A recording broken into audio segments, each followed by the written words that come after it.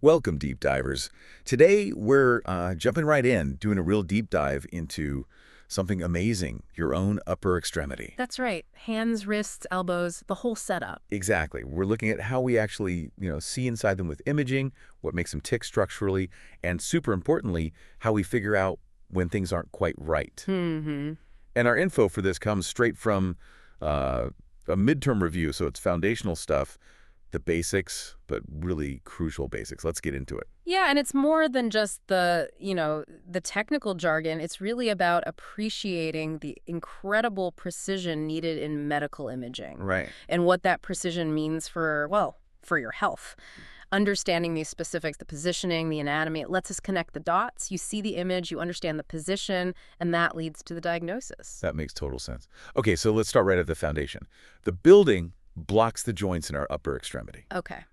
It feels like there's just so many different kinds. Yeah. You know? Yeah. Why is that? What do they all do? That's a great question, and you're right. There's this huge variety, and it's that variety that gives us, our incredible dexterity, our range of motion. Mm-hmm. Each joint type is really sort of optimized. Mm-hmm. Take the carpometacarpal joints, the CMCs, for digits 2 through 5, so index to pinky finger. Right. There's synovial plane joints, gliding joints. They just allow for these slight, sort of subtle movements. Okay. But then you get to digit 1, the thumb's CMC joint. That's special. It's a synovial saddle joint. The saddle joint. Yeah, and that design allows the thumb its incredible movement, flexion, extension, abduction, adduction, everything it needs to grasp and manipulate things so well. Ah, so that saddle joint is the key to the opposable thumb thing. Yeah. Wow. That's pretty neat design. What about the other joints, like in the fingers themselves? Absolutely. So moving up the fingers, you've got the metacarpophalangeal joints, the MCPs, your knuckles, basically. Right, where the finger meets the hand. Exactly. Those are synovial and ellipsoidal. They let you bend and straighten your fingers, but also spread them apart and bring them together, abduction and adduction. Okay. And then within each finger, you have the proximal and distal interphalangeal joints. The PIPs and DIPs, those are simpler. Synovial hinge joints. Like a door hinge. Pretty much. They only allow for flexion and extension, bending and straightening. That's it. Makes sense. Then up at the wrist itself, the main radiocarpal joint is synovial and ellipsoidal. Think about waving your hand up, down, side to side. That's this joint doing a lot of the work. Okay. And tucked in amongst all those little wrist bones are the intercarpal joints. Also synovial, but they're gliding joints. Small movements, but they add up to give the wrist its overall flexibility. It sounds like the wrist is a really busy place, anatomically speaking. Yeah. And the elbow. That seems like another complex area doing so much work. Oh, it really is. The elbow joint isn't just one joint. It's actually 3 distinct joints all bundled together inside one synovial capsule, that fluid-filled sac for lubrication and protection. 3 joints in one. Yep. The humor honor, humoradial, and the proximal radio honor joints. But together, they function mainly as a hinge joint. Okay. And don't forget the distal radial arm joint down near the wrist end of the forearm. That's the synovial pivot joint. Its whole job is rotation, pronation, and supination. Turning your palm down, palm up. Exactly that. Wow. That is an incredible amount of specialization. Hinge, saddle, pivot.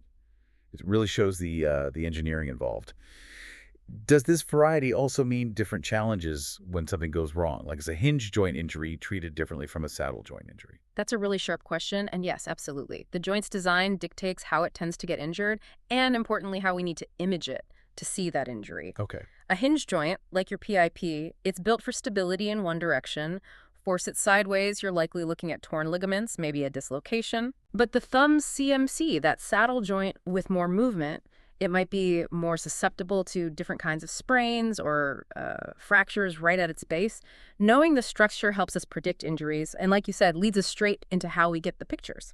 So if those are the parts, how do we actually get a clear picture of them? Mm-hmm.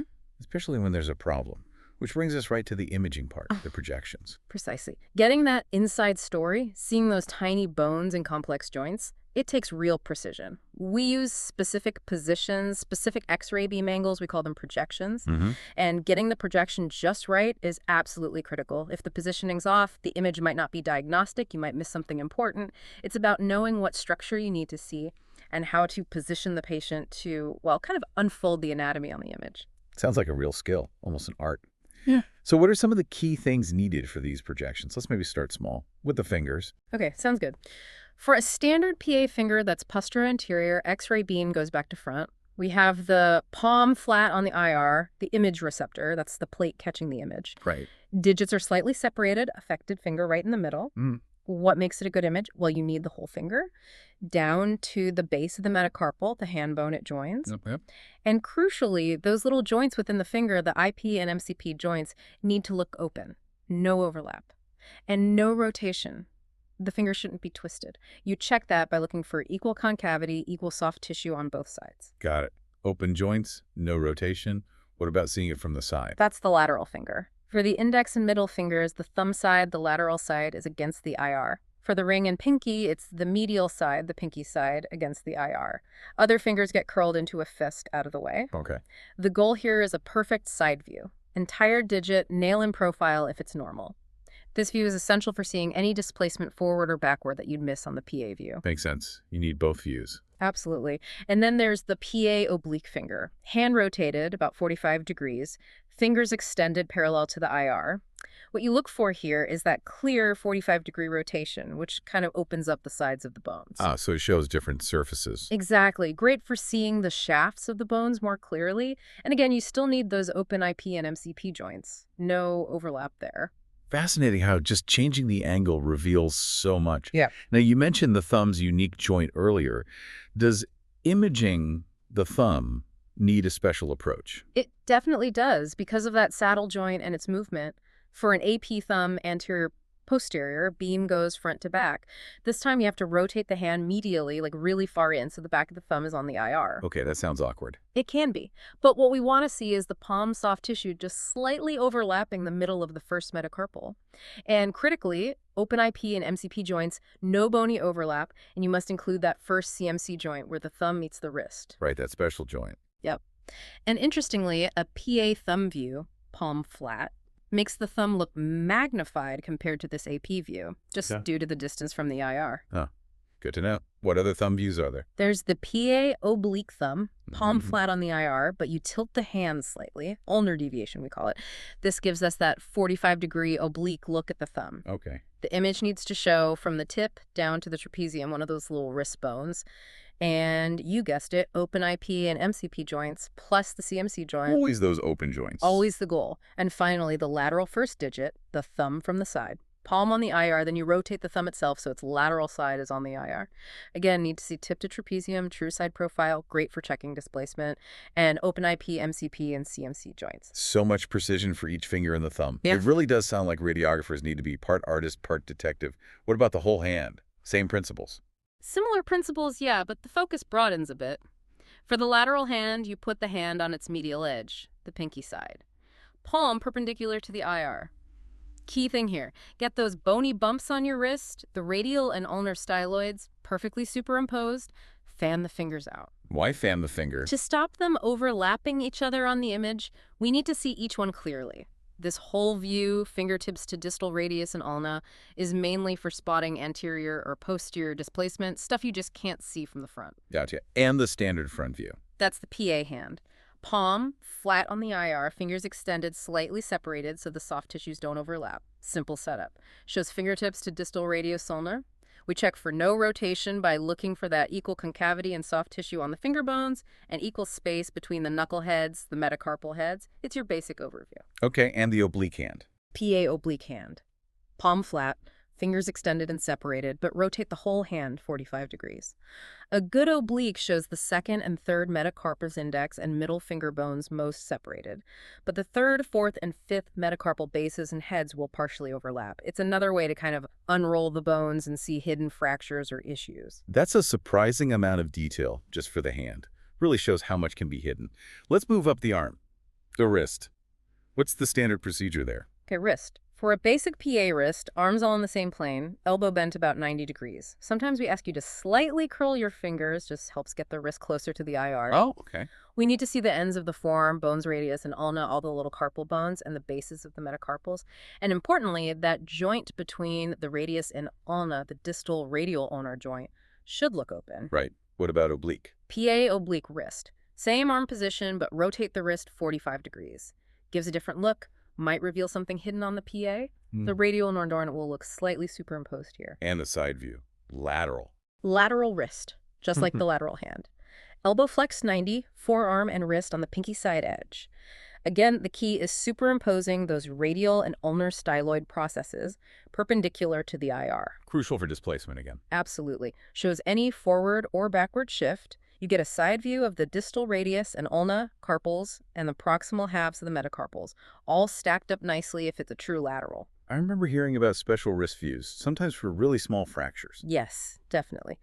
There are views for specific problems, like the PA wrist ulnar deviation. Forearm stays put, but you turn your hand outward, really stretch it towards the pinky side, keeping the arm flat. What does that do? It specifically stretches out the area around the scaphoid bone. That's a carpal bone that breaks really often, and this V helps open up the joints around it so we can see subtle fractures much better. Scaphoid. Got it. Then there's the PA axial wrist, often called the Stecher method. 2 ways to do this. Either tilt the IR, lifting the finger end up 20 degrees, or keep the IR flat and angle the X-ray tube, the CR, 20 degrees towards the elbow. Same result either way. Same diagnostic goal, yes. To really show that scaphoid and its joints clearly. Excellent for catching those tricky scaphoid fractures. Wow. Okay. Any others for the wrist? One more key one. The tangential carpal canal projection, sometimes called gainer heart. This one's different. Forearm flat, but you hyperextend the wrist, bend it way back. Fingers held back too. Slight turn towards the thumb side. Okay. Then the CR, the beam, is angled 25 to 30 degrees towards the palm, entering about an inch below the base of the third metacarpal. What's that designed to show? It shows the carpal bones arranged in their natural arch. Critically, it puts the pisiform bone, that little P-shaped one, in profile, separate from everything else, and you should see the hook of the hammer bone. This view is fantastic for looking at the carpal tunnel itself, diagnosing carpal tunnel syndrome. That Stecher method and the carpal canal view really drive home how important those specific angles are. Like you said, unlocking hidden details. What about further up, the forearm? Forearm's a bit more straightforward. AP forearm, elbow straight, palm supinated, and those bony knobs on the humerus, the epicondyles, are parallel to the IR. A good image shows wrist to distal humerus. You'll see a bit of overlap between the radius head neck and the ulna. Elbow joint should be partially open and the space between radius and ulna clear. And lateral forearm. Lateral forearm. Arm in the same plane again, elbow bent 90 degrees, thumb side up. Ulnar and radial styloids at the wrist should be superimposed. Diagnostic image shows the whole forearm, wrist to distal humerus in true side profile. True lateral meaning. Meaning distal radius and ulna perfectly stacked, radial head sitting right over the coronoid process of the ulna, and the humeral epicondyles stacked too. Confirms no rotation. Okay, elbow next. You mentioned it's complex, 3 joints in one. How do we image that clearly?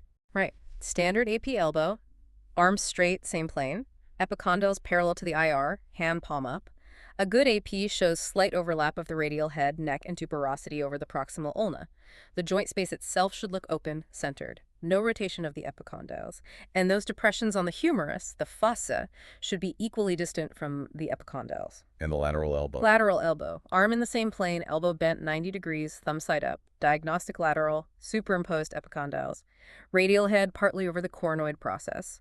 Olecranon, the pointy bone of your elbow, seen clearly in profile.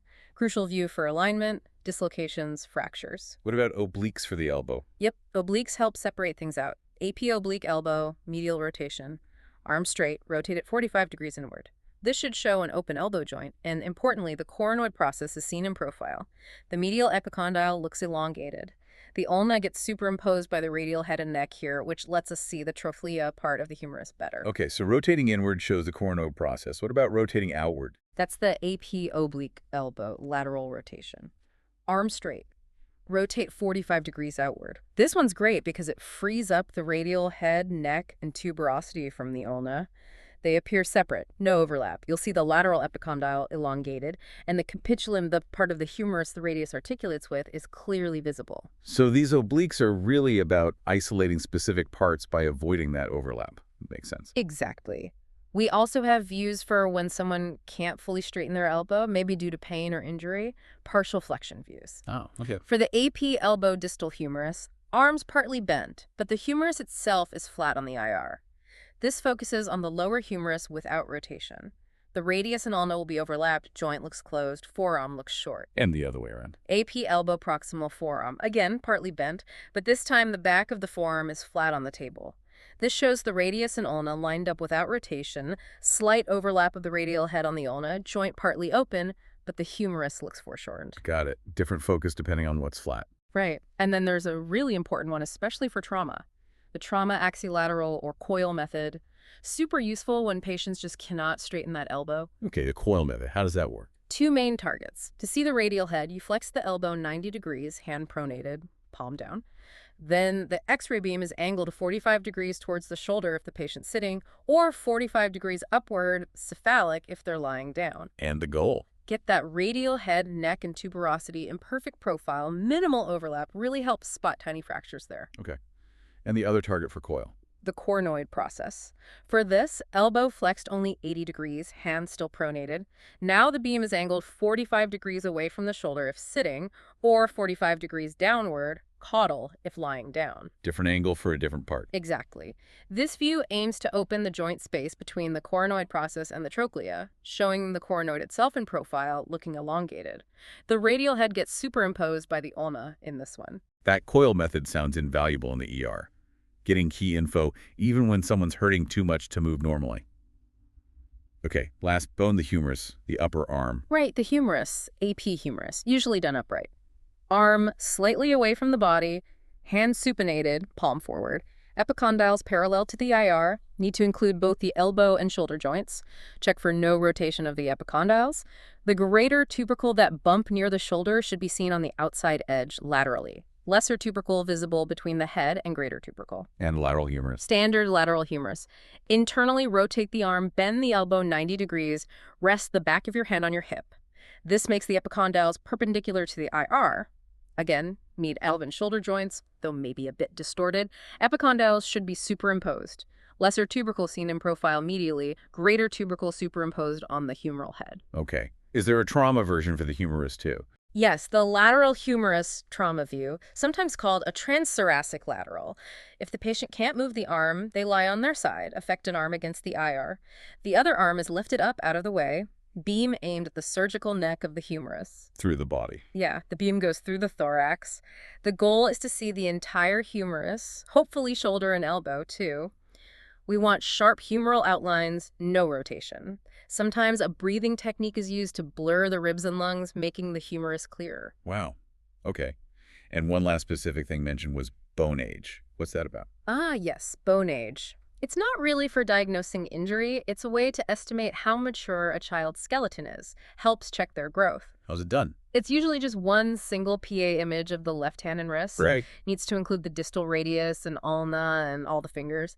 Then radiologists compare that image to standard reference atlases showing typical bone development at different ages. To see if the child's bone age matches their actual age. Exactly. Sometimes they can be different, which might indicate certain growth conditions. Okay.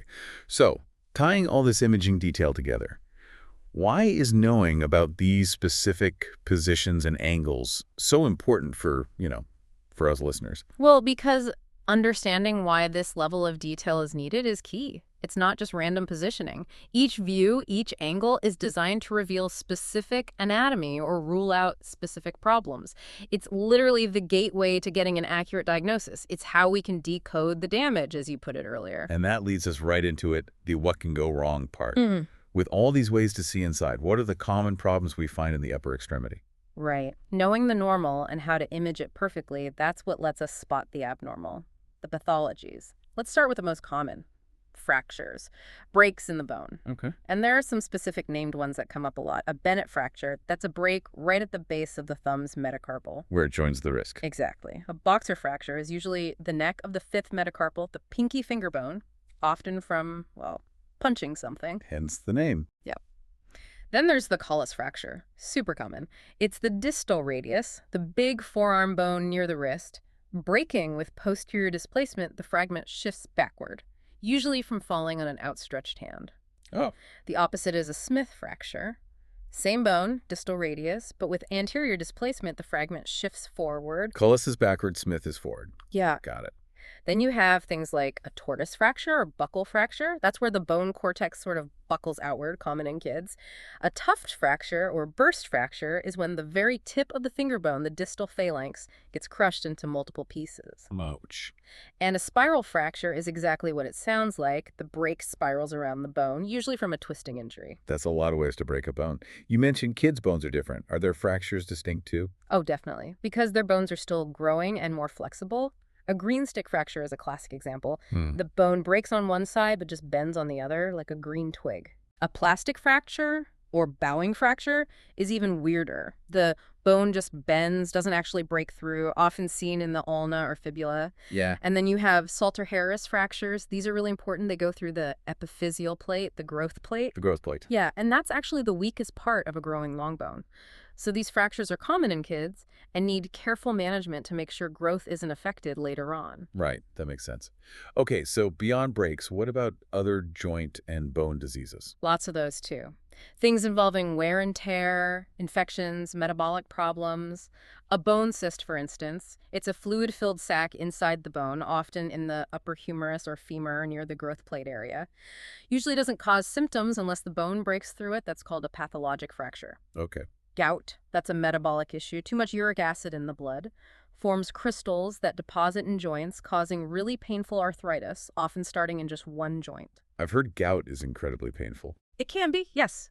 Then there's osteoarthritis. That's the common wear and tear arthritis. Cartilage in the joints breaks down over time. It's non-inflammatory, the most common type. Okay. Osteomyelitis is different. That's an inflammation of the bone and marrow caused by bacteria or other organisms. Fever, swelling, tenderness are common. Affects long bones in kids, often vertebrae in adults. Infection in the bone itself. No, Serious. very. Then two osteos that sound similar but are opposites. Osteopetrosis is where bone is abnormally dense. Old bone isn't resorbed properly, sounds strong, but the bone is actually brittle. Osteoporosis, which most people have heard of, is the opposite reduction in bone quantity or density. Makes bones fragile, prone to fracture, especially in older women. Right. Osteoporosis is very common. And finally, rheumatoid arthritis. Wow. This is an autoimmune disease. The body's immune system attacks its own joints, causing chronic inflammation and, eventually, deformity. Okay. What about abnormal growths like tumors? We see those too. Chondrosarcoma is a malignant, cancerous tumor made of cartilage cells. Can arise on its own or from a benign cartilage tumor, usually in long bones, ribs, scapula, spine. Grows slowly, affects adults mostly. Cancerous, but slow growing. Often, yes. And enchondroma is also a cartilage tumor, but it's benign, non-cancerous. Grows inside the bone's medullary canal, often in the small bones of hands and feet. Common in kids and young adults, sometimes found accidentally after a minor injury causes a fracture through it. Oh, okay. And Ewing's sarcoma. This one is a primary malignant tumor, arises in the bone marrow, typically in long bones. Mostly affects children and young adults, rare over 30. Has a characteristic moth-eaten look on x-rays, showing bone destruction. That sounds aggressive. It can be. Lastly, we can also sometimes see signs of nerve compression. The classic example is carpal tunnel syndrome, the median nerve getting squeezed as it goes through the wrist. Imaging can sometimes show structural reasons for that compression. Right, causing the numbness and tingling. So really, putting it all together for everyone listening, That- all those technical details about imaging, the specific angles, the anatomy, it all directly connects to figuring out what's actually wrong. Precisely. It's the toolkit doctors use to understand everything from a simple break to, these complex diseases or even tumors. It's all about connecting those dots between the image and the condition. That's the perfect way to put it. You've really gotten an insight now into how that deep anatomical knowledge, combined with these very precise imaging methods, builds the foundation for diagnosis. Understanding what can go wrong from a straightforward fracture to complex bone diseases relies heavily on getting that clear picture first. Yeah, we've covered a lot, from the way your finger hinges to that unique thumb saddle joint, the forearm pivot, and all the ways things can go sideways, literally and figuratively. Mm. And it makes you think, doesn't it? Consider how those tiny differences in technique, like the exact 45-degree angle for a coil method view in trauma, could be the deciding factor. The difference between catching something early or missing it until it's much worse. It poses a question. What other fields could really benefit from this kind of super-specific deep dive into their own fundamental building blocks? Where else might those hidden connections and critical details be waiting to be uncovered?